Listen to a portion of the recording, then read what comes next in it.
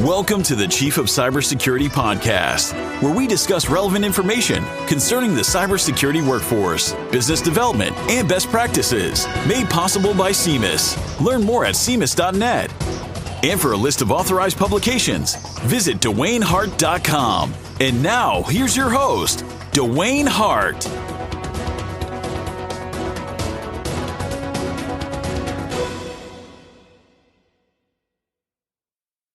Welcome back. Welcome back to another outstanding episode of the Chief of Cybersecurity podcast session. Wow. It's been very fun talking about some of the things that help cybersecurity move to the next level. But today I'm going to focus on you as an individual. And I'm going to recap a little bit because the previous episode was talking about cracking the code. And it was, like a guide for entering the cybersecurity workforce. And it's very important that you as a person really go through that podcast, because that podcast is the foundation to coming through the front door. So let's just imagine that you made it through the front door. Okay. So you cracked the code and you made it through the front door. But now what you have to do is to make a decision about your career path. How do you really choose the job that really aligns over to you? Well, I'm going to share a story with you all. When I first started this journey, I had started off working in a SOC environment, and I was working on an HBSS platform. And when I was working on that HBSS platform, I was working at nights. It was a 12-hour shift. Sitting there looking at a monitor and also looking at the threat logs and looking at all the traffic and trying to identify what was an intrusion, what was a false positive, and what IP address scope should not have access to the system. And then I had to draft up all these reports and send information up to the Naval Incident Response Center, which was located in Norfolk, Virginia. So I spent a lot of time doing that. And then, I realized that it was great, but it was not what I really wanted to do in this world of cybersecurity. So what I decided to do was to do my research a little bit. And I did my research and I found out that somewhere around the vulnerability management space seems to be more interesting to me. The reason I liked it because there was some knowledge for networking, there was some knowledge to be a system admin, there was knowledge to be an analyst. And as a vulnerability management analyst, you were really working with a variety of teams of people, your database teams and your operational teams, and also to looking at the networking teams and also the different project managers, because they were focused on trying to remediate vulnerabilities over the enterprise. I've always been a person that was hefty into numbers and trying to analyze information. So I fell into the vulnerability management space, but I was able to gain knowledge across different areas of cybersecurity as well. And the way that I entered that market was that the first thing I was doing was I was working on a vulnerability management tool called Retina. Retina was one of the DoD's tools that they used about 11, 12 years ago. And, I did some vulnerability scanning with the tool. And then from there, I used to have to draft all the reports and try to identify what was most vulnerable for 27 naval hospitals. As you can see, analytics was a major phase of using the tool itself. But what I liked about using that tool is that there was some system admin work I had to do. And later on, as I transitioned through the industry, I found out that vulnerability management and also risk management was first cousins. So as I began to channel more through the industry, then I realized that vulnerability management was my sweet spot. So like many of you all who are listening to this podcast, today I'm going to help you identify your sweet spot, because that's that area of cybersecurity that interests you the most. I realize that you may have worked on a job and you've seen some penetration testers and you think that's very fun. That's also, too, you probably know people that work in a SOC and they say, I just hate it here, man. I need to get out of this SOC environment. And there are some people that have worked in SOC environments that love it because they get a chance to analyze traffic. Plus, too, you get to do other things by working with software applications like Python. So when you think about the perfect cybersecurity job, this is the job that interests you the most. This is where your passion relies. Not everybody that works in the world of cybersecurity likes to be too technical. There are some people that want to be more so on a management level, but they still contribute to the cybersecurity workforce. And that's fine. But still, we all have to have a piece of the management, operational, and technical skill sets.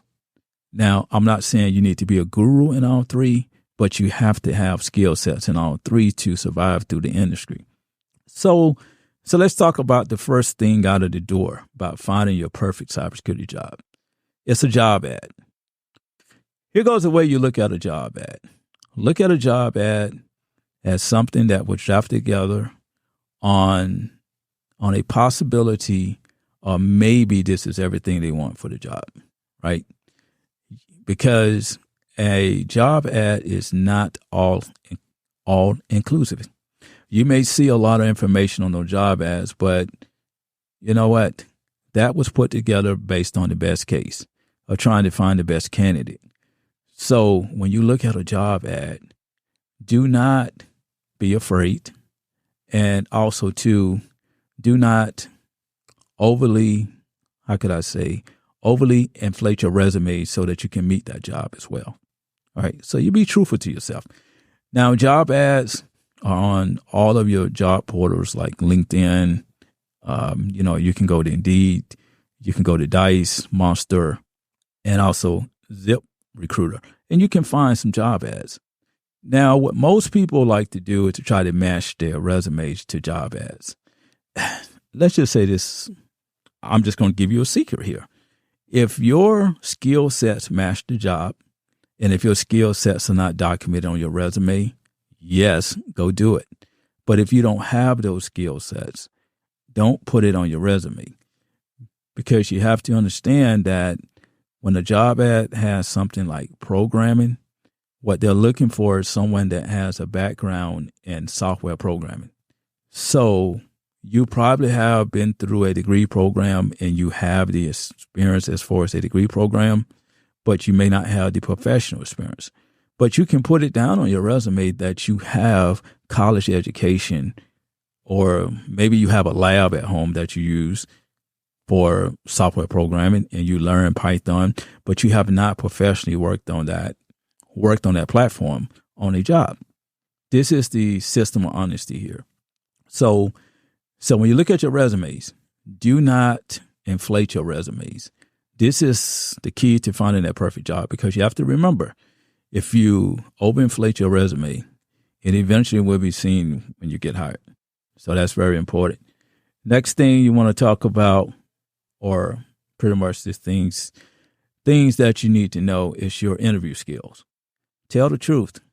See, like the interview skill is your CNN moment. I want you to think about you're sitting at a table and someone asks you to brag about yourself, right? Because most people are good at bragging about themselves. Imagine how you brag about your favorite football team on Sunday. Transition that over to your job interviews. Sit there and have a conversation. Here goes kind of one of the things I used to do when I used to go through the job market. I used to come on as that happy person and just start talking, right? The reason I start talking is because I relax myself. And you have certain jobs interviews that are very conversational, and you have certain job interviews that are very technical, and they ask very hardcore questions. But you have to be able to be you on a job interview. You make sure you go over the job ad, read it, put some marks down on some things that you don't know, and then go through your resumes and just see if you have done it before. Because a lot of times people have done work before, but they just don't document on their resume because you don't have enough room to put information on your resume. All right. So we're on to the road of finding your perfect cybersecurity job. And I'm going to interject again and say that your job is there waiting on you. But what you have to do is to make sure that you do things the right way and do not overly inflate your resumes. By the way, if you haven't bought your copy of the Cybersecurity Mindset, please go out and do so. Chapter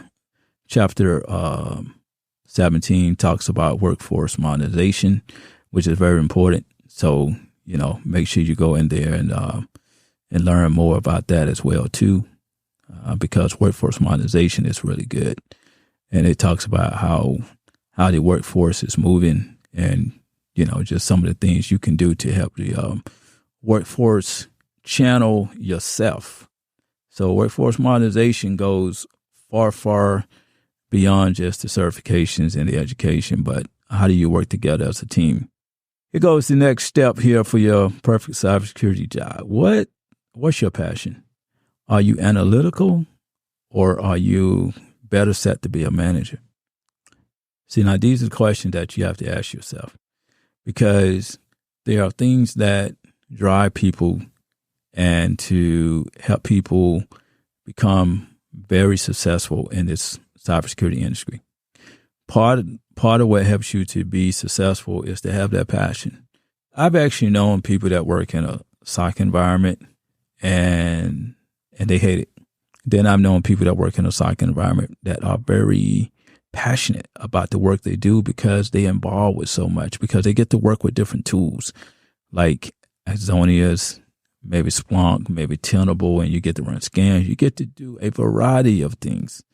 And there's people that like to work and to be a part of a SOC environment. Then there are people that love to be managers because they want to be the great leaders, because they want to see change in the business, because they want to help the business grow. And that's fine. And we should not peck on neither one of them and say that they're failures, but people work and drive themselves based on their passion and what they like to do. There are people that just like to train in cybersecurity because, they want to see others succeed through this industry. So what they do is train. And that's fine as well, too. And like always, find your passion. Find out what you like to do and study and look at the job roles that are available. So now with the perfect cybersecurity job, here goes an area that really going to make a difference in how you channel your career. So there are people that really, really want to work for a company, right? So companies are a million breeds. So you have to really do a research on the company and look at the type of projects they have. You never know what type of culture that you have in a company, but you have to, kind of identify from the outside what a company official like, because that can be a cybersecurity driven company where with other companies, cybersecurity is a focused task. It's a focused type of department within the company itself. Now, you may be one of those persons that wants to be in a cybersecurity-driven organization, but cybersecurity is everything. So you have to identify the type of company that provides those type of services. And most of those can be like the cybersecurity vendors that you have on the market. So when you decide to look at a company, look at the company and, the growth of the company as well. Sometimes it's great to work for smaller companies. Sometimes it's great to work for larger companies. Some of the other things you have to think about, too, is travel. Travel is one of those things that can make or break a person. Some people just love to travel. Just imagine if your job was sending you to Hawaii once a quarter for a week, and the only thing you had to do was go to a conference and take notes, right? You would love that. You would just love that. that would be the ideal type of job. And also think about the fact is that it's in July and your company usually likes to send their best employees down to Miami, to hang out for 2 weeks.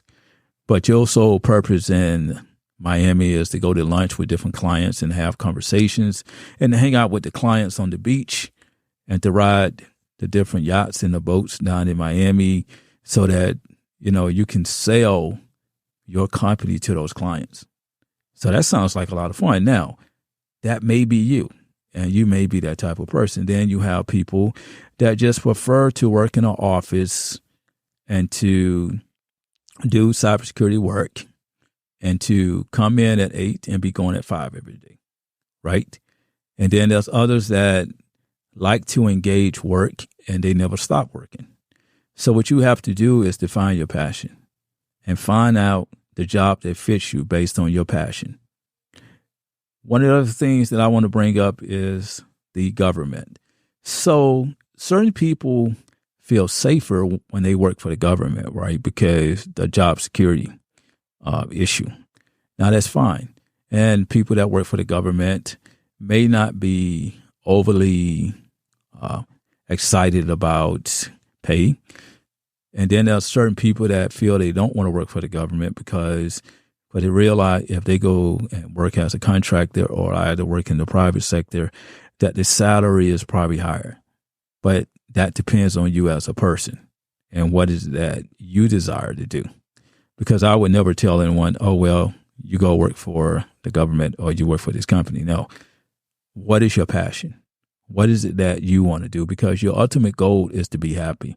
So to find that perfect cybersecurity job means that you're happy and you're happy with the job and you're happy with what is really going on. Now, speaking of something else that I want to bring up, there's a term I've always used. It's called green or fame. So let's talk about green or fame. See, we have industries where money means a lot to people. Then we have industries where people like to have fame. Fame is saying that I want to work for that company because I want the light to be shined upon me. Some people want to work for companies because they say, hey, I want to work for this company because I heard the salary good. I'm really not into titles and roles and, the light being shined upon me. They just want to come in every day and they want to earn a decent salary and work and leave. And then there's others that like to shine. Those are the ones that wants to talk in the boardroom. They want to be a part of management meetings. They want to be the one that has to be heard. There's nothing wrong with either one of those. You just have to decide on the type of person you want to be. So there are some consequences to both sides when you are just looking at the green. Although you're making great money, but then again, are you happy with the role? And also, too, if you're making great money, you have to look at the time and the hours that you put in for work. If you're working 14 or 15 hours a day, because you don't even have time to spend your money. So it's really important to take green over fame. Fame is saying, I just like for the light to be shined on me. Okay. I'm really not concerned about the money. I just like to be heard. And I like titles. And there are certain people that love titles. If you change their role from a security engineer over to something like, like a cybersecurity manager, you may find problems because a security engineer sounds very powerful. A cybersecurity manager sounds very plain. So be careful about that as well because people love their names. So when you're chasing the perfect job, you always have to stay prepared. Here's the reason why. In this current industry here, we know that artificial intelligence is now progressing. Artificial intelligence is becoming a part of everything that we do. And a lot of skill sets are changing. In my previous articles that I wrote for Forbes, I've actually talked about the dual relationship between cybersecurity and artificial intelligence. And in that article, I've always stated that cybersecurity itself has a dependency on artificial intelligence, and artificial intelligence has a dependency on cybersecurity. And see, we are in a stage now where the job market is changing. Based on one of the current articles that I have just written, I've actually did a discussion about human labor and intelligence and how they are affected through artificial intelligence. So I've always envisioned the future is that we will become more automated, but also too, a lot of skill sets will be changing. If we look at 50 years ago, we were in a paper-based type of working environment. But then we transitioned over to a digital environment, and that's where the computer age came to surface. And then there were brand new skills that came about. So as artificial intelligence come on board and we see more automation, there's going to be some brand new skill sets that are going to surface. So that means that you have to stay prepared. So to find the perfect job, you have to stay prepared. So that means your education, certification, experience, research and learning, networking, choosing the right company are all pieces of your puzzle. I call it pieces of your puzzle because the perfect job has pieces to it. And as you put the pieces together, that's when you form the picture. So as you transition through the industry, just keep in mind that the perfect job is based on something like a job ad, your resume. Think about your interview skills. Think about learning the information out of cybersecurity mindset. Most importantly, your passion, the company that you choose, green or fame. Is it money, or do you just want the light to be shined upon you? And last but not least, you have to stay prepared. These are the things that you must do in order to be effective in the cybersecurity workforce. Now, I will say that one of the things you can do for the future is to work on your skill sets, because skill sets are very important. Once you go choose the perfect job, you're going to have to find ways to build skill sets. And that's what the next episode is going to discuss. I am going to discuss on those skill sets that you need in order to be successful in the cybersecurity market. And as always, go out and grab yourself a copy of the Cybersecurity Mindset, because that's the foundation to your learning. That's the foundation to Cyber Talk. That's the foundation to helping you learn, because the Cybersecurity Mindset works well with a lot of certifications that you're taking, because once you get your certification, then you read the Cybersecurity Mindset. It's going to help you transition into cybersecurity because they work together. All right. So until next time, you stay cyber safe, and I really enjoyed this podcast session. You've been listening to the Chief of Cybersecurity podcast, where you have gained relevant knowledge to enhance your cybersecurity mindset. Be sure to visit DewayneHart.com to learn more about authored publications, show notes, and discover more information concerning cybersecurity.